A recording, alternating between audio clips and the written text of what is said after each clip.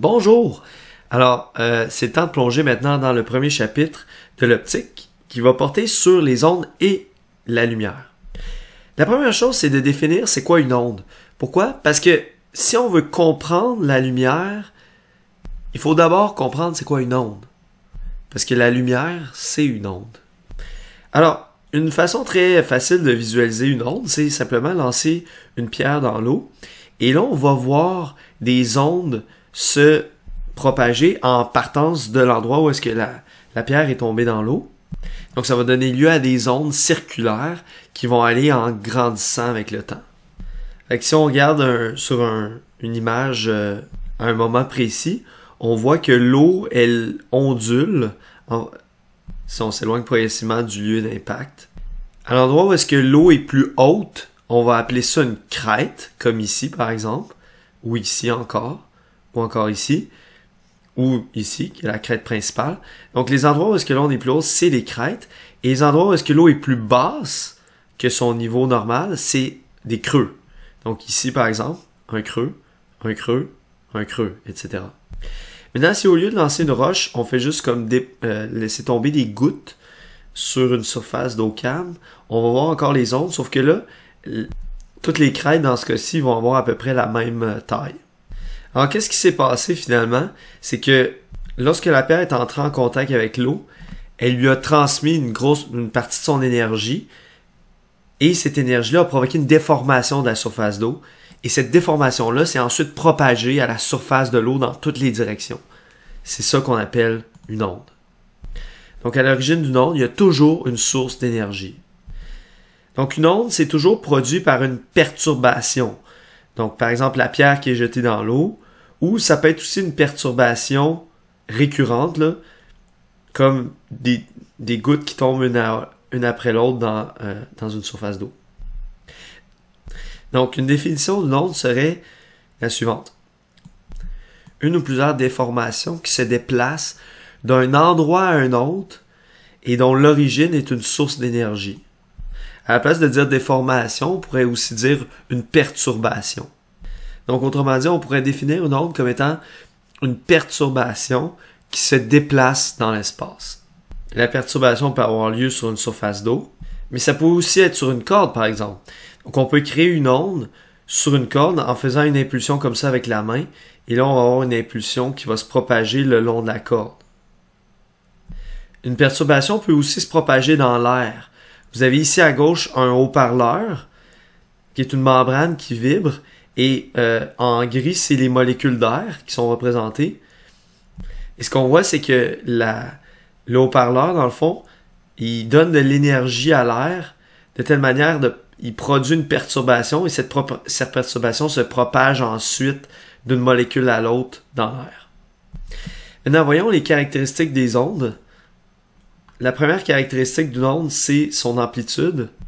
Donc, si on décide ici une onde sinusoïdale, ici on a la ligne médiane en pointillé, mais ça serait une onde d'amplitude 9 mm. Fait que c'est la distance entre la ligne médiane et une crête.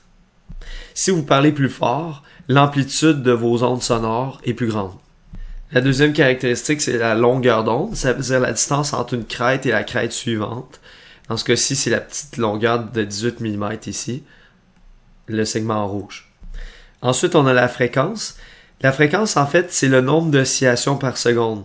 Donc, si on regarde, imaginons par exemple que c'est une onde ici qui circule sur une corde. Si on regarde le point blanc, le temps que ça prend pour que le point blanc fasse un cycle complet, si on regarde le chronomètre ici, on va voir que ça a pris 4 secondes. Après 4 secondes, le point blanc il est comme revenu à son point de départ ici. Et donc, j'ai une oscillation à chaque 4 secondes.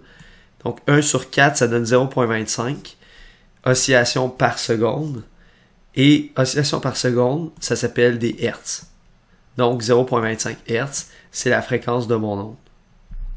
Autrement dit, elle fait un quart d'oscillation à chaque seconde. Et ça lui prend 4 secondes pour faire une oscillation complète. Ensuite, une onde peut se propager. Donc, elle avance dans le sens indiqué par la flèche. Et sa vitesse, on peut la calculer comme étant la distance qui est parcourue par l'onde pour une certaine durée. Donc, dans ce cas-ci 4,5 mm sur une seconde, donc 4,5 mm par seconde. Évidemment, la vitesse d'une onde va dépendre du type d'onde et de son milieu de propagation. Si on parle par exemple d'une onde sonore, comme celle-ci, les ondes sonores, savez-vous à quelle vitesse ça se propage dans l'air environ? Environ 340 mètres par seconde. Ça, c'est la vitesse du son dans l'air. Si vous faites propager le son de l'acier, par exemple, c'est beaucoup plus rapide.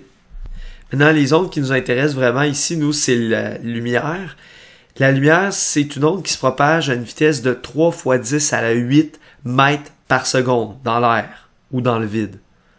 Donc pour la lumière, il n'y a pas une grosse différence entre l'air et le vide. Autrement dit, l'air ralentit un tout petit peu la lumière, mais presque pas. C'est pas significatif. Mais bref, dans l'air, la lumière se propage à environ 3 fois 10 à la 8 mètres par seconde. Ça veut dire 300 000 km par seconde. Sachant que la circonférence de la Terre, c'est environ 40 000 km, ben, si on fait 300 000 km par seconde divisé par 40 000 km, ça donne 7,5 tours de la Terre en une seconde. Ça veut dire que la lumière pourrait faire 7 fois le tour de la Terre en une seule seconde. Alors, évidemment, c'est extrêmement rapide. En fait, la lumière, c'est la chose la plus rapide qu'on connaît. Et la physique a une très grande certitude que c'est impossible pour les êtres humains ou pour n'importe quel objet physique de voyager plus vite que la vitesse de la lumière.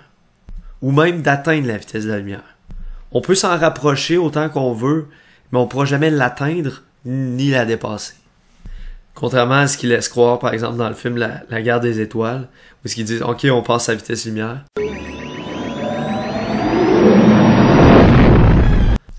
Mais on peut pas vraiment atteindre la vitesse de la lumière. Par contre, on pourrait s'en rapprocher. Fait que si on veut calculer la vitesse d'une onde, ben on pourrait faire la distance qui est parcourue par l'onde, en mètres, divisé par le temps qui s'est écoulé en secondes. Mais cette formule-là, c'est pas nouveau, c'est juste la définition d'une vitesse, mais appliquée à une onde. Je vais vous laisser regarder le petit exemple qui est ici.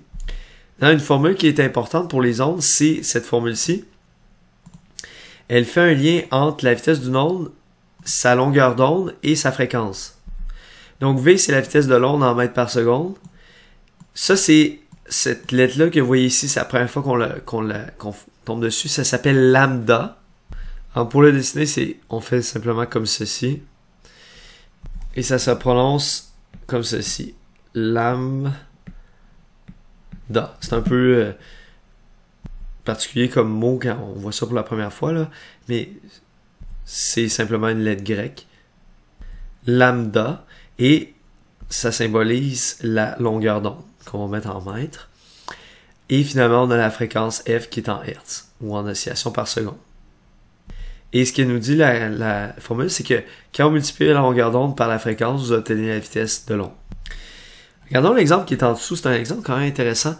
Imaginez que vous êtes sur une plage et que vous observez que deux vagues successives sont distancées de 20 mètres. C'est-à-dire la crête d'une vague et la crête de la vague qui suit, vous estimez que la distance est d'environ 20 mètres entre ces deux crêtes-là, juste en observant les vagues.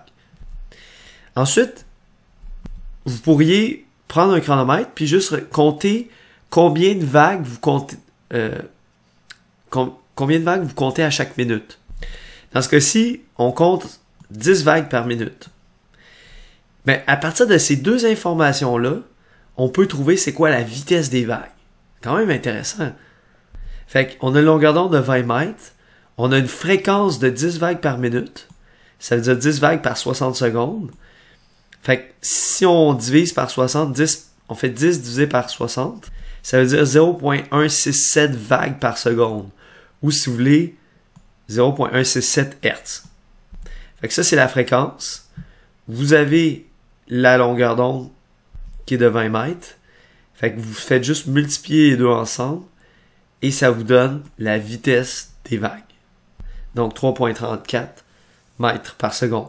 Fait que ça, c'est la vitesse à laquelle la vague avance vers la plage. C'est comme de dire, si vous suivez une crête, vous suivez toujours la même crête, mais cette crête-là va avancer vers la plage à une vitesse de 3.34 mètres par seconde.